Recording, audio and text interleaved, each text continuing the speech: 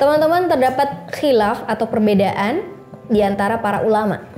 Ya, ulama mazhab Maliki, jika seorang muslim merasa yakin kalau dia suci atau minimal dia mengira-ngira kalau dia masih suci, lalu kemudian dia ragu apakah dia berhadas atau belum, maka wajib baginya untuk berwudu.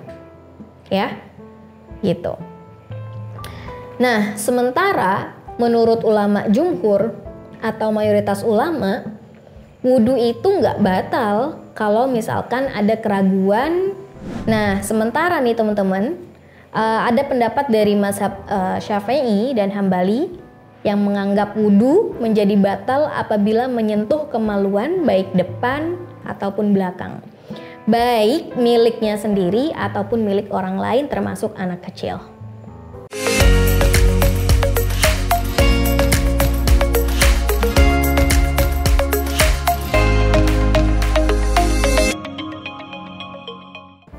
Assalamualaikum warahmatullahi wabarakatuh.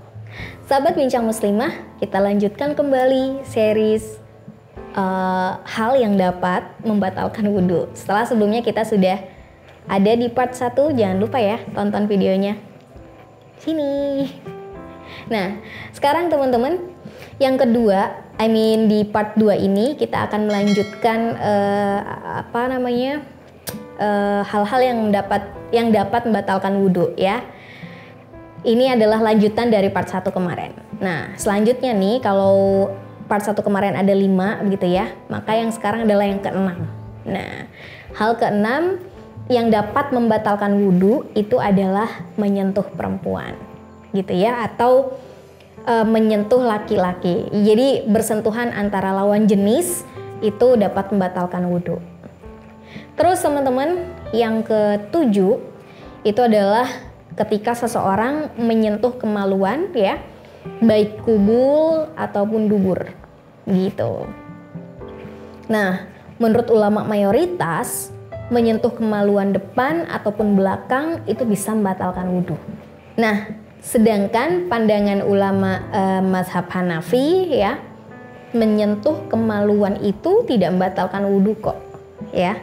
Nah, ulama mazhab Hanafi mengapa mengatakan demikian? Karena mereka merujuk pada hadis Talq bin Ali, di mana artinya adalah seorang laki-laki menyentuh kemaluannya, apakah wajib baginya untuk berwudu?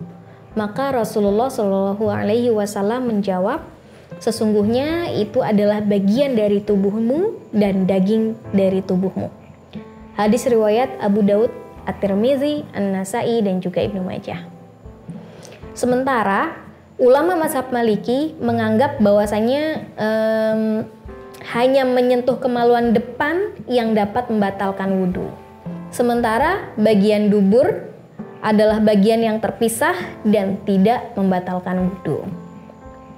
Dan wudhu akan menjadi batal teman-teman apabila menyentuh kemaluan depannya dengan telapak tangan bagian dalam ya, atau jari-jari bagian dalam ya, tanpa penghalang baik sengaja ataupun tidak.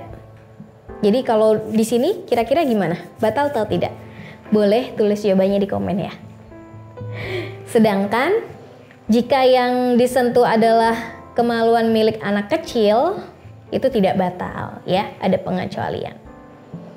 Nah, sementara nih teman-teman, ada pendapat dari mazhab Syafi'i dan Hambali yang menganggap wudhu menjadi batal apabila menyentuh kemaluan baik depan ataupun belakang, baik miliknya sendiri ataupun milik orang lain termasuk anak kecil ya, baik kemaluan manusia yang masih hidup atau sudah meninggal, mayit begitu ya, ataupun orang dewasa ataupun anak kecil tadi ya, sengaja ataupun tidak, maka hal itu tetap hukumnya sama saja.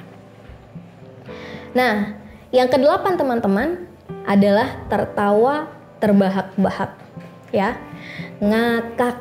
Nah, tertawa terbahak-bahak ini teman-teman bisa membatalkan wudhu loh ya.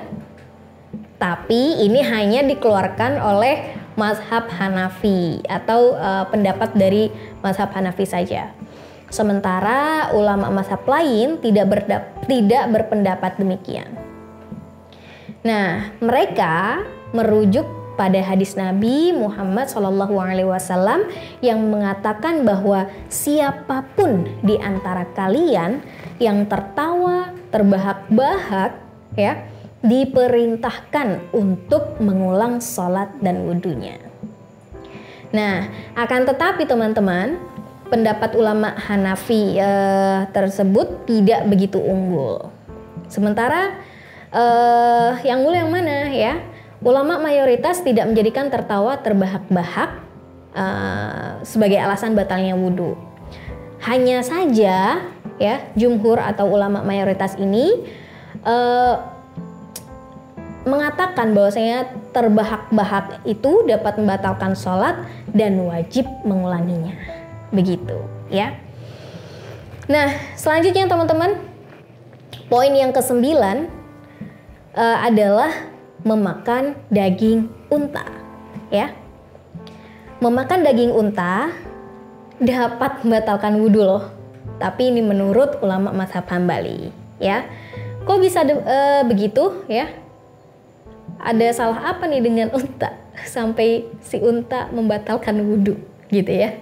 Ulama mazhab Hambali ya, mereka merujuk kepada hadis Rasulullah SAW, riwayat Al-Bara bin Azib, di mana Rasulullah ditanya tentang unta, ya. Maka Rasulullah menjawab, berwudulah karenanya, ya. Dan kemudian ia ditanya tentang kambing. Beliau ditanya tentang kambing. Maka kemudian Rasul menjawab, tidaklah perlu berwudu karena kambing. Maksudnya di sini adalah makan, begitu ya. Nah, hadis ini diriwayatkan oleh Muslim dan Abu Daud.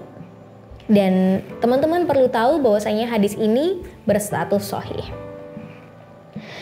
Namun meskipun demikian teman-teman semuanya, ulama mayoritas tidak berpendapat seperti itu. Karena merujuk hadis Rasulullah SAW, riwayat Jabir, di mana artinya adalah dua perkara terakhir dari ketetapan Rasulullah SAW adalah meninggalkan wudhu dari memakan yang disentuh api. Begitu. Hal ini diriwayatkan oleh Abu Daud, At-Tirmidzi, dan juga Ibnu Majah. Hadis ini juga sahih teman-teman. Jadi memakan yang disentuh api artinya tuh memakan yang dimasak, ya. Hadis ini menurut ulama jumhur sudah tidak berlaku teman-teman. Karena kalaupun benar memakan masakan yang dipanggang itu dapat membatalkan wudhu, maka khalifah ya pada masa itu pasti akan membenarkan hal itu. Sementara tidak demikian. Jadi ulama jumhur bersepakat bahwa makan daging unta atau daging apapun ya yang dimasak atau dipanggang itu tidak membatalkan wudhu. Nah teman-teman, poin yang selanjutnya yaitu adalah memandikan mayit. Nah, mengapa memandikan mayit dapat membatalkan wudhu? Karena menurut ulama jumhur, memandikan mayit itu baik mayit laki-laki maupun perempuan ya, anak-anak maupun dewasa, muslim ataupun non-muslim ya, dari hadis Ibnu Umar dan Ibnu Abbas itu ya membatalkan wudhu begitu. Nah, Ibnu Umar dan Ibnu Abbas pernah diperintahkan untuk memandikan mayit dan diperintahkan wudhu setelahnya. Nah, karena saat mandikan mayit pasti seseorang nih tidak mungkin tidak menyentuh kemaluan. Nah, jadi itulah alasannya kenapa ketika ada seseorang berwudu dan kemudian memandikan mayit, maka hal itu dapat membatalkan wudu. Oke. Baik teman-teman, poin yang selanjutnya, poin yang ke-11 itu adalah ragu-ragu dalam berwudu. Wah, galau ya wudunya. Nah, teman-teman, terdapat khilaf atau perbedaan di antara para ulama. Ya, ulama mazhab Maliki jika seorang muslim merasa yakin kalau dia suci atau minimal dia mengira-ngira kalau dia masih suci, lalu kemudian dia ragu apakah dia berhadas atau belum, maka wajib baginya untuk berwudu. Ya, gitu. Nah, sementara menurut ulama jumhur atau mayoritas ulama, wudu itu nggak batal kalau misalkan ada keraguan apakah suci atau tidak di dalamnya, begitu ya. Misal nih, seorang itu merasa yakin dia suci, tapi di saat bersamaan dia juga ragu kalau dia berhadas. Gimana tuh ya? Nah, yang diambil argumennya itu adalah dia harus merujuk pada keyakinannya. Maka kalau misalkan dia yakin aku yakinnya udah wudu kok, ya udah, maka yang diambil itu ya keyakinannya itu, artinya wudunya itu tidak batal hanya karena terdapat keraguan. Nah, teman-teman, yang ke-12 atau poin terakhir nih, finally kita sampai ke poin terakhir tentang yang dapat batalkan wudu ya. Poin terakhir atau poin ke-12 adalah apapun yang mewajibkan mandi ya, maka hal itu dapat membatalkan wudu ya.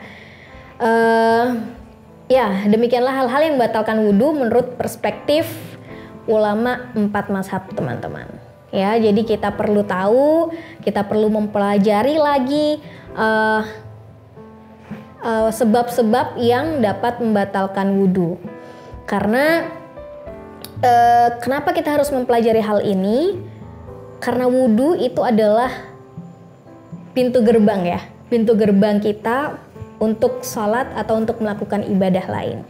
Jadi kalau pintunya saja tidak terbuka atau tidak sah begitu ya wudunya, maka ya sholat kita pun sudah dapat dijamin bahwa sholat kita juga tidak sah. Maka marilah kita berhati-hati ketika kita sedang berwudu, kita harus melihat kembali apakah wudu kita masih terjaga ataupun batal begitu ya. Karena kalau batal ya bersegeralah untuk berwudu kembali begitu. Demikian teman-teman semuanya, mudah-mudahan bermanfaat. Wallahu a'lam bishawab. Wassalamualaikum warahmatullahi wabarakatuh.